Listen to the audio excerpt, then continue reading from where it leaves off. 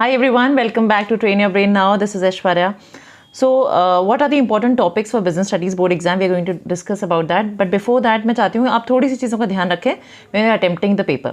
सबसे पहली बात है कि जो 15 minutes you are getting as the reading time, please make sure that you utilize those 15 minutes properly. Go through all the questions. और आपको मना होता है क्वेश्चन पेपर में कुछ भी मार्क करने के लिए, तो मेक श्योर कि आप सब पॉइंट्स को जो है ना उसी समय दिमाग में अपने रखते जाएँ कौन से पॉइंट्स वहाँ पे आते जाएंगे. MCQ जब आप अटेम्प्ट कर रहे हैं, you have to be very careful that you go through the question at least twice और थ्राइस बिफोर अटेम्प्टिंग. क्योंकि होता क्या, जब आप क्वेश्चन को रीड करते हो ना, बहुत बार आप सीधा एक को मार्क कर देते हो एंड देन यू फील कि इसका आंसर शायद ये नहीं वो होगा. तो आप हर क्वेश्चन को बहुत आराम से ध्यान से पढ़ें. Third thing is whenever you're doing a case study, suppose you started attempting the case studies, तो when you start the case study, please go by the last line. Last line आप देख लेंगे तो आपको और क्लैरिटी आ जाएगी कि question में क्या करना है. मान लीजिए उसने फीचर्स पूछे हैं प्लानिंग के, या ये हो सकता है कंट्रोलिंग की आपसे इंपॉर्टेंस पूछी जा रही है, या आपको टाइप्स ऑफ प्लान जो है क्वेश्चन में दिए हुए हैं उससे आपको आइडेंटिफाई करना है कौन सा टाइप ऑफ प्लान उसमें यूज़ हो रहा है. दैट यू नीड टू सी. तो आप क्वेश्चन को 2-3 बार पढ़ें और खासतौर से लास्ट लाइन को ज़रूर देखें. देन एक और चीज़ आती है जो मैंने बहुत बार नोटिस करा है whenever I check the question papers और whenever I check the answer sheets. तो जो बच्चों की गलतियाँ होती हैं, सबसे पहले होता है कि आप क्वेश्चन नंबर नहीं लिखते हैं. ओके, तो क्वेश्चन नंबर नहीं लिखने की जगह आपको क्या लिखना है, answer number. What students do is usually is question number 1, question number 2, question number 4. तो आप क्वेश्चन ना लिख के आंसर नंबर मेंशन करिए. ओके, एंड सबसे पहले आप लिखिए कि कौन सा सेक्शन आप करें. If you are doing MCQs तो वहाँ पे आप लिख दीजिए section A. Okay, and then 1 mark question. इसी तरह से जब आप सेक्शन B पे आ रहे हैं या पार्ट 2 पे आ रहे हैं, तो आप वहाँ पे लिखिए कि marks answers to 3 mark question. आप ज़रूर सबसे पहले हाईलाइट कर दीजिए कि आप कितने मार्क्स के क्वेश्चन को इस समय अटेम्प्ट कर रहे हैं, और एक कैटेगरी के क्वेश्चंस को एक ही साथ अटेम्प्ट करिए. ठीक है, ऐसा नहीं कि आपने पहले 3 मार्क वाले कर दिए, फिर एक 4 मार्क का कर दिया, फिर वापस आपने एक 3 मार्क का कर दिया. वो ना करें. आप चाहें तो स्पेस छोड़ दीजिए उसके लिए. एंड किसी भी क्वेश्चन को एंड को वहाँ पे मत करिए. ठीक है, मतलब कि किसी नए क्वेश्चन की स्टार्टिंग जो है एक पेज के एंड से ना करें. जैसे मान लीजिए रिलीफ ऑफ कस्टमर के लिए आए आपके पास, रिलीफ टू कंज्यूमर एजुकेशन के अंदर जो रिलीफ दिए हुए हैं कस्टमर के पास अवेलेबल, मान लीजिए आपने 6 पॉइंट लिखे, उसके बाद थोड़ी सी जगह बची तो आपने वहाँ से नेक्स्ट क्वेश्चन कर दिया. वो नहीं करना है. आपको हर बड़ा क्वेश्चन जो है नेक्स्ट पेज से स्टार्ट करना है. बहुत बार करेक्शन के टाइम पे ऐसा हो सकता है कि आपका जो आंसर है वो वहाँ पे मिस हो जाए, चेक करना. सो मेक श्योर आप हर बड़े आंसर को नेक्स्ट फ्री पेज जो आपके पास है वहाँ से अटेम्प्ट करें. देन खास बात एक और जो आती है, that is define your list. When the question is talking about list, तो आपको बहुत ज़्यादा डिटेल नहीं लिखना. मान लीजिए उसमें आ जाता है list the various functions of management, तो अब लिस्ट करने तो आपको बस नाम लिखना है, एक एक लाइन थोड़ा सा आप चाहें तो लिख दें, उससे ज़्यादा की ज़रूरत नहीं है. नो मैटर आपको उसमें कितना ही आता है, आप उसे बहुत ज़्यादा नहीं लिखें, because you are actually utilising your own time. ठीक है, तो आपको थोड़ा सा ध्यान रखना है कि आप टाइम को कितना यूटिलाइज करें और किस तरह से कौन से क्वेश्चन पर कितना टाइम डिवोट करना है.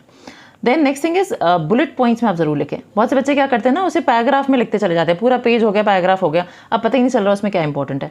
तो हमेशा आप बुलेट पॉइंट में लिखिए. मान लीजिए यू आर टॉकिंग अबाउट से ऑर्गेनाइजिंग की इंपॉर्टेंस, तो आप हेडिंग डालें पहले, फिर उसके नीचे उसके 2 पॉइंट लिखें, फिर नेक्स्ट हेडिंग करें, फिर उसके 2 पॉइंट लिखें. ओके, तो कोई भी टॉपिक है, you have to make sure that you mention the bullet points and you do not write in long paragraphs. Paragraphs में इनफैक्ट कोई आंसर नहीं लिखना आपको, unless and until उसमें आपका कुछ पूछा जा रहा है कि आपका व्यू क्या है. Do not end up writing long paragraphs.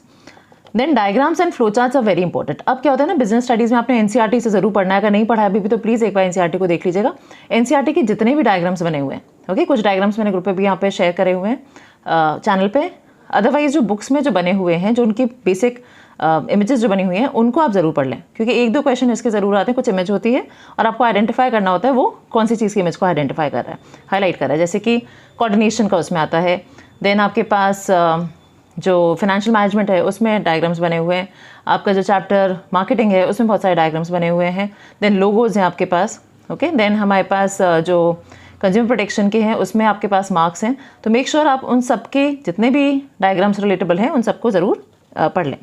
अच्छा, फिर एक स्ट्रैटेजी आती है, पील स्ट्रैटेजी. आई डोंट नो आपने ऐसे सुना है कि नहीं. पील स्ट्रैटेजी, इसका मतलब होता है P stands for point, E stands for explain and then example and link. ये आगे आपके एक्चुअली थोड़े से ज़्यादा मार्क्स है. जैसे मान लीजिए 4 मार्क का क्वेश्चन है, तो सबसे पहले आप उसकी हेडिंग लिख लीजिए. सपोजिंगली इंपॉर्टेंस ऑफ डेलीगेशन पूछा है सपोजिंगली, तो अब आप डेलीगेशन में लिखेंगे motivation of employees. Okay, that is your point. Then you what you will do is you will explain. आप उसे 1 लाइन 2 लाइन का एक्सप्लेन करोगे. फिर आप क्या करोगे, उसमें एक एग्जाम्पल साइट करो. Okay, suppose mister Mahesh has delegated his work to mister Suresh, जो कि इसके सबॉर्डिनेट है. Now this person will be more motivated for higher jobs also. तो ऐसे करके आप उसमें लाइन को ऐड कर दें. और एंड में क्या करें, आप उसे लिंक करें from the question. Suppose the question is talking about something, कोई केस है उसमें, तो उससे ज़रूर लिंक करें। इससे क्या होता है, उस क्वेश्चन में आपके कहीं पे भी मार्क्स नहीं कटेंगे। बट ये आप खास तौर से हायर मार्क्स वाले क्वेश्चंस में करें। अगर 3 मार्क में आप करते जाएंगे तो आपका जो टाइम है वो आपका उसमें यूटिलाइज ज़्यादा हो जाएगा, उसका आपका ध्यान रखना है। Okay, then you have the paper of 3 hours. तो शुरू के 2 आवर्स में आपका MCQ भी हो जाए, 3 मार्क भी हो जाए, 4 मार्क भी हो जाए, एंड लास्ट का पूरा 1 hour you should keep for 6 mark question. अगर आपने कहीं पे भी कुछ गलत किया है तो उसे तुरंत काट के स्टार्ट कर दें। डो नॉट थिंक कि अच्छे से काटूँ नहीं काटूँ, क्योंकि आप बहुत बार हम चॉइस करते रह जाते हैं क्या करना चाहिए।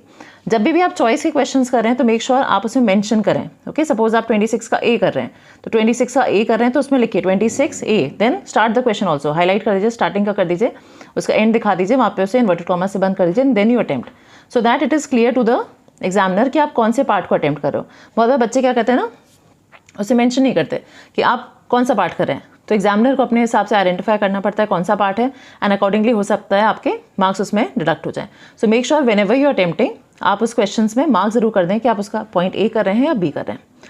एक और जो बच्चों को दिक्कतें आती हैं कि जो बोर्ड का पेपर होता है ना, उसमें विजुअली इम्पेयर्ड के लिए भी क्वेश्चंस आते हैं, तो बच्चे बहुत बार सोचते हैं कि वो भी उनके चॉइस के लिए। तो प्लीज़ अपनी कैटेगरी को ध्यान रखते हुए आप क्वेश्चंस को अटेम्प्ट करें, क्योंकि उन कैटेगरी के लिए आपको मार्क्स नहीं मिलते हैं।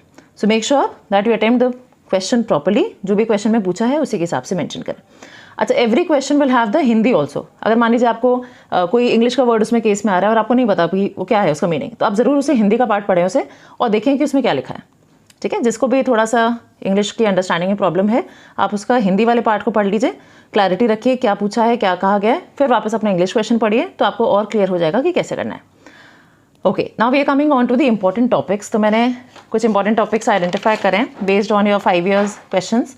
तो उस बेसिस से देखते हैं। सबसे पहला जो चैप्टर आता है that is nature and significance of management. इसमें जो आपको खास तौर से करना है, जो मुझे लगता है, देखिए लेवल्स ऑफ मैनेजमेंट का हमेशा क्वेश्चन आता है। So level of management you have to thoroughly revise, तीनों लेवल्स के सारे फंक्शंस आपको अच्छे से करने हैं। Then nature of management, okay, art science profession, तीनों का लिंक कर लीजिए। फिर साइंस और आर्ट का क्या कॉम्प्लीमेंट्री है वो भी कर लीजिएगा। Then we have coordination, coordination की इंपॉर्टेंस ज़रूर करना है। ओके, वैसे उसके फीचर्स भी इंपॉर्टेंट है, बट आप दोनों चीज़ों को अच्छी तरह से देख लें। Coming on to the second chapter, second chapter से केस स्टडी ज़रूर आती है, खासतौर से इसमें पूछा जाता है टेलर का। ओके, सो टेलर का फंक्शनल फोरमैनशिप पूरा बनाने को भी आ सकता है, टेलर का डिफरेंशियल पीस वेज भी आ सकता है, टेक्निक कोई ना कोई आपकी इसमें ज़रूर आ जाती है। बहुत जो इस बार सोचा जा रहा है that is regarding contribution of Taylor and Fayol, तो उनका जो कॉन्ट्रीब्यूशन है, कंपैरिजन है, वो भी आपको अच्छी तरह से करना है। Coming on to business environment, dimensions, that is the basic question, 1 mark में भी आ सकता है, MCQ में भी होगा और डिटेल में भी आएगा। प्लस डीमोनेटाइजेशन, डीमोनेटाइजेशन के जो फीचर्स हैं उनको आपको ज़रूर अच्छी तरह से पढ़ लेने हैं। ओके, प्लानिंग में types of plans, importance and features. Importance of planning can be a direct question also, क्योंकि आप देखो कम से कम 60% पेपर ना डायरेक्ट क्वेश्चन का होता है। तो डायरेक्ट क्वेश्चन में ऐसा नहीं है कि वो आपसे कुछ भी पूछ दें, and I am very sure, I hope you know this, that we have different sets. Okay, so it can not be कि एक पर्सन को अगर प्लानिंग की इंपॉर्टेंस पूछिए तो B सेट वाले को भी प्लानिंग की इंपॉर्टेंस पूछिए। 1-2 क्वेश्चन सेम होते हैं, बट ज़्यादातर आपके क्वेश्चन अलग अलग होते हैं। केस स्टडीज़ आपकी सेम होती हैं, तो केस स्टडीज़ भी, बट केस स्टडीज़ का सीक्वेंस आगे पीछे हो सकता है। तो आप ये ना सोचें कि आपको बहुत ईजिली, अगर कोई हेल्प वाले बच्चे हैं तो उस चीज़ को आप अवॉइड करें। So types of plans, importance and features. Coming on to organising, organising में very important is delegation and decentralisation. इन दोनों की डिफरेंसेस भी कर लें, अच्छी तरह से इसकी इंपॉर्टेंस कर लें। Then formal and informal, okay, formal and informal के अंदर के advantage, disadvantage, features, whatever is there, make sure you do it properly. Staffing में sources of recruitment, okay, all the sources in detail, कौन सा source कौन से जो level of लोगों के लिए है वो कौन सा है, किस मेथड में क्या फ़ायदा है, क्या नुकसान है, वो आपको ज़रूर करना है। ठीक है, जैसे आपने कहा लेबर कॉन्ट्रैक्टर है तो उसमें क्या बेनिफिट है, ओके, या क्या नुकसान है। नुकसान ये था कि अगर लेबर कॉन्ट्रैक्टर आप हटाते हो तो उसके साथ में जितने भी सबऑर्डिनेट्स आए हैं, एम्प्लॉयज़ आए हैं, लेबर आए हैं, वो सारे उसके साथ चले जाएंगे। Okay, then we have training methods, तो चारों training methods on the job, off the job करके उसके अंदर के सारे वो आपको प्रॉपर्ली आने चाहिए। Coming on to directing, see directing is one chapter जो कि मैं कहूँगी कि आप पूरा उसका सब कुछ ही करें, बट उसके बाद भी अगर आप थोड़ा सा और हाईलाइट चाहते हैं तो उसमें मैथ्स लॉ को ज़रूर आप कर लीजिए। बैरियर्स तो सारे ही करें, एंड इंसेंटिव्स, ओके, इंसेंटिव्स जो मुझे लगता है इनफॉर्मल ज़्यादा, वो इंसेंटिव्स जो हैं वो आपके नॉन मॉनेटरी ज़्यादा आएंगे, but better is you do all the incentives. Coming on to controlling, the relationship and importance of controlling. Controlling का यूजुअली आपको लिखने के लिए भी आ जाता है, प्रोसेस भी पूछ लिया जाता है, तो वो भी आप उस हिसाब से प्रिपेयर कर लें। इसमें management by exception and control by exception. Then financial management, one of the most important chapter, इसमें भी आपको न्यूमेरिकल अच्छी तरह से करना है। कैपिटल स्ट्रक्चर के जितने भी फैक्टर्स हैं वो आपको ज़रूर देख लेना है। देन जो रिस्क और इक्विटी एंड डेट के बीच का जो रिलेशनशिप है on the basis of cost and risk that you need to identify, and financing decision. देखिए पिछली बार डिविडेंड आ चुके हैं और इन्वेस्टमेंट भी आ चुके हैं, तो इस बार चांसेस हैं कि फाइनेंसिंग डिसीजन के फैक्टर्स ज़्यादा आ सकते हैं। Then coming on to financial markets, यहाँ पे सेबी को आप बिल्कुल प्लीज़ नहीं छोड़ें। सो सेबी के रोल्स जो है इंपॉर्टेंस है, उसके जो फंक्शंस है उनको अच्छी तरह से करने के बाद after SEBI you are going to move on to marketing chapter. Marketing chapter में जो मुझे सबसे ज़्यादा इसमें चांसेस लगते हैं that is of elements of physical distribution, because elements of physical distribution बहुत बार पूछे जाते हैं और इसका क्वेश्चन बहुत टाइम से नहीं आया। तो elements of physical distribution as well as functions of marketing. Functions of marketing का लास्ट ईयर भी आया, लास्ट ईयर भी आ चुका है केस स्टडी के फॉर्म में, तो वो आपको जरूर करने हैं। एंड प्राइसिंग फैक्टर्स, तो उनको भी आप जरूर मिस ना करें। प्रमोशन के एलिमेंट्स आपको पता ही होंगे, 4 आते हैं आपके, advertising, sales promotion, publicity that means your public relations and personal selling. तो इनके नाम आपको बेसिक पता होने चाहिए। Then coming on to consumer protection, the redressal mechanism, the 3 tier machinery you should be thorough with, कितना अमाउंट है, कितने डेज हैं, then relief which are available and the rights. So that's all and I hope you do well. अगर आपके कोई भी question है आप जरूर यहाँ पे शेयर करिएगा। I make sure that I answer you. All the very best for your board exams.